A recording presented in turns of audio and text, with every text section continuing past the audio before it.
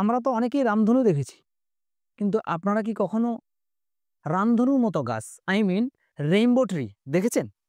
তাহলে চলুন এই রেইনবো ট্রি সম্পর্কে বিস্তারিত জানা যাক। এটি ইন্দোনেশিয়া, ফিলিপাইন এবং পাপুয়া নিউগিনির স্থানীয় গাছ। এই গাছের বৈশিষ্ট্য হলো এই গাছের ছাল। এই ছালটি বিভিন্ন রঙের হয়, যেমন লাল, কমলা, হলুদ, সবুজ এবং নীল। আর এই গাছের এই রঙগুলি একে অপরের স্তরে থাকে, যা একে একটি অনন্য এবং আকর্ষণীয় করে তুলেছে। এবারে জানবো আমরা রেইনবো ট্রির গুরুত্ব।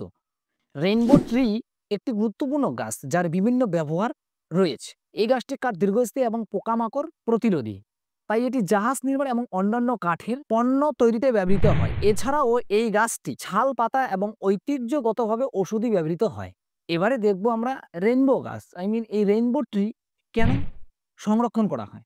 রেইনবো গাছের বাকল বিভিন্ন রঙের স্তরে পরিবর্তিত হয়, সবুজ, নীল, বেগুনি, কমলা এবং লাল, যা এটিকে বিশ্বের অন্যতম আকর্ষণীয় গাছ বানায়।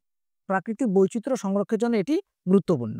এর পরিবেশগত উপকারিতা যদি আমরা দেখি, এই গাছগুলো দ্রুত বৃদ্ধি পায় এবং প্রচুর পরিমাণে কার্বন ডাই অক্সাইড শোষণ করে, যা জলবায়ুর পরিবর্তন মোকাবিলায় সহায়ক। মাটি সংরক্ষণ এবং জলধারগুলোর স্বাস্থ্য বজায় রাখতেও এই গাছের ভূমিকা আছে।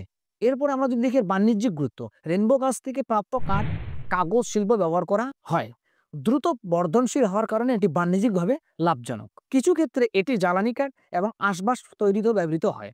এর যদি আমরা বৈজ্ঞানিক গবেষণা শিক্ষার ক্ষেত্রে দেখি, যে উদ্ভিদবিদ্যা ও পরিবেশগত গবেষণার ক্ষেত্রে এই গাছটি গুরুত্বপূর্ণ। এর অদ্বিতীয় বৈশিষ্ট্য উদ্ভিদ বিজ্ঞানীদের কাছে আকর্ষণীয়।